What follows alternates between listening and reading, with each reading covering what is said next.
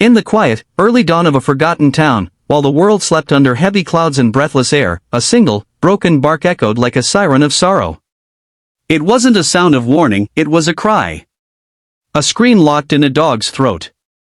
A plea no one could understand. Max, a retired canine German shepherd, stood trembling at the rusted gate of a long-abandoned hospital, St. Alden Memorial. His graying coat was matted, and his back leg, stiff from old injuries, trembled with effort. He was no longer the powerful beast who charged into gunfire or sniffed out danger from miles away. He was old. Forgotten. Just like the building in front of him. And yet, day after day, morning after morning, he came here. He came to bark at a building no one entered. A building that had once teemed with life and now stood as a tomb for broken memories. He came, planted himself outside room 207, and howled like a grieving father calling for a child who never came home. People laughed at him. They called him crazy. The mad old dog. Some filmed him. Some pitied him. But no one listened. No one understood. Except one man. Officer Daniel Hayes had served with Max for 7 years. He'd seen the dog take bullets, save lives, and detect what even machines couldn't. When Max was retired, Daniel adopted him not out of duty, but love. Max wasn't just a dog. He was his partner, his protector, his shadow during the darkest missions. At home, Max was quieter. He no longer barked at strangers or chased balls. He lay on the porch, staring at the horizon. As if something still called him. Then one day, he pulled his leash free and walked, limping, but determined, to the abandoned hospital. And once he reached it, he began to bark. Loud. Raw. Endless. Daniel followed. Not out of curiosity. Out of fear. Because when Max barked like that on duty, it usually meant someone was in danger. And he was right. 15 days before, an 8-year-old boy named Oliver had vanished. He was a quiet child, living in a cold, detached foster home after losing his parents in a car crash. He spoke little, cried often, and barely smiled. His new foster family didn't care. They kept him fed, clothed, but love? That was never part of the arrangement. One stormy night, after a shouting match and a slammed door, Oliver ran away. No one chased him. No one called police for hours. No one cried. The system logged it in. Just another runaway. Another forgotten soul. Oliver didn't know where he was going. His feet bled as he walked the rainy backroads. His stomach cramped from hunger. But something pulled him toward St. Alden's Hospital. Somewhere in his foggy memories, he recalled being here once as a toddler. A nurse had held his hand. A woman had smiled at him. Soup had been warm. Blankets soft. So he slipped into the ruins. And he stayed. What followed were 15 days of quiet agony. Oliver scavenged for crumbs in vending machines. He drank rainwater from a rusted pan. He slept curled in moldy blankets on the cold tile of room 207, the old pediatric wing. Rats scurried nearby. Wind howled through the broken glass. The shadows whispered. He cried. But no one came. Until Max did. The day Max entered the building, something shifted. His bark changed. It wasn't a warning anymore, it was grief.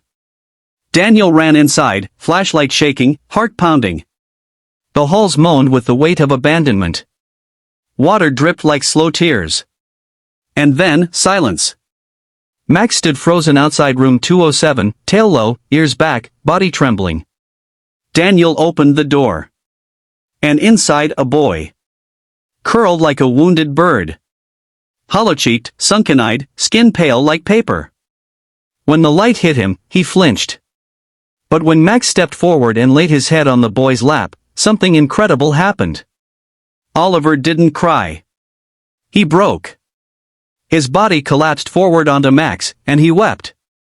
Great, shaking sobs. Tears he hadn't allowed himself. He clutched the dog like a drowning soul to a piece of driftwood. Max didn't move. He just let him cry. And Daniel, hardened by years of loss and horror, stood there and cried too. The rescue made national news. Retired K9 finds missing boy. Dog hears what humans couldn't. From abandonment to unbreakable bond. Oliver was rushed to the hospital. He had pneumonia, bruised ribs, dehydration, and malnutrition. Doctors weren't sure if he'd make it. But when Max was brought to his side, hooked to and four and barely awake, the boy held his paw, and said his first word in days. Please stay. Max stayed. 4 weeks. Daniel adopted Oliver, without question. Papers, procedures, everything sorted. He brought the boy home. Max, though slower, watched him constantly. He followed him into every room. Slept by his door. Barked if Oliver cried in his sleep. On good days, he'd bring the boy his shoes.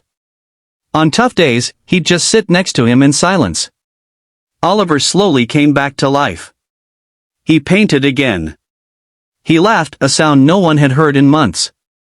At school, he wrote an essay titled, My Dog is My Dad. 2 years passed. Oliver was 10 now.